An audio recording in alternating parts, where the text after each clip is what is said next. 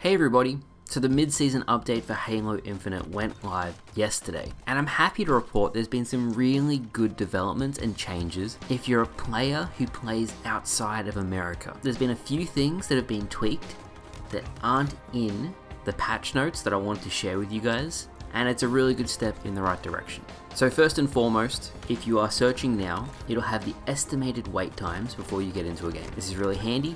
Gives you an idea of the population, and for the most part, with the changes they've made, I was finding games within 10 to 15 seconds in every single playlist. Of course, this was not on Australian servers, it was on West US 150 ping. That is the best American server I can play on, and the fact that I kept getting West US, I wasn't playing East US, which is 250 ping, was really great to see. If you are from a country that has a lower population, you should see faster matchmaking times with the best available server in your region. I also noticed when I got to the evening time in Australia, that I actually started to get Australian games, so it prioritizes if there's Australians, you will get an Australian server, or if you're from Europe, it will prioritize a European server, and then if none is available, it'll expand to other regions. The next step I'd like to see is a good connection search preference for those who just want to search on good servers, or a server selection feature.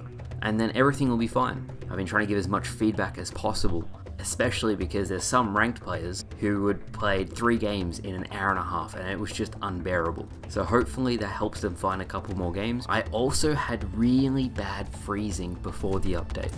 I've been trying to optimize what is the best possible settings to get the best possible frame rate in BTB and in 4v4. But I noticed when I found out these settings, it actually crashed the game quite a lot. I'm happy to report that since the update came out, I didn't crash once yesterday. If you're curious to what the best settings to play on are to maximize your frame rate, I'll throw them in the description below and you can just copy them into your game. There was a lot of small individual changes made to Halo Infinite. No content, unfortunately. I really hope there is content at least before Season 2. New playlists would be great, but what I think is going to happen is going to be Tenrai and Tactical Ops, and we probably won't get new maps or new playlists beyond that until Season 2. Or at least that's what I think is going to happen.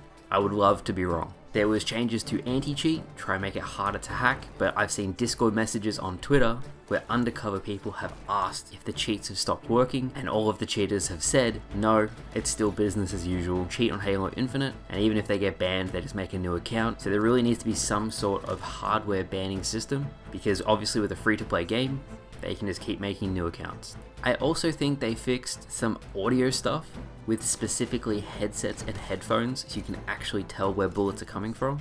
I play with speakers, so it's never been an issue for me, but I know when I use a headset, sometimes I can't even tell where I'm being shot from. I think that's been fixed too, which is great. If you're a player who's outside of America, there's a lot of really good changes that have been made. I would really like to see a push towards new content. I'm hoping that there are community members and forgers who have early access and are able to create stuff, so then they can create maps and they can push them early into matchmaking, so we have plenty of stuff to play. The last thing I wanted to talk about is the Optic skins have now been put into the store. Team Envious skins have been vaulted and they will never come back, so they are now discontinued. The glossy skin for buying the nail polish looks really cool, and that dragon attachment that's in the store looks like a piece of chicken. It looks terrible in game. I can't believe that got approved. But thank you all so much for watching. Hopefully you enjoyed. And very quickly before I go, thank you for the support on yesterday's video. There was a lot of people who shared that they were struggling with stuff in their day-to-day lives, and you guys really went above and beyond to support those people, and they messaged me saying how grateful they were. So thank you to you guys. With that said, thank you guys for watching, and I'll see you guys later.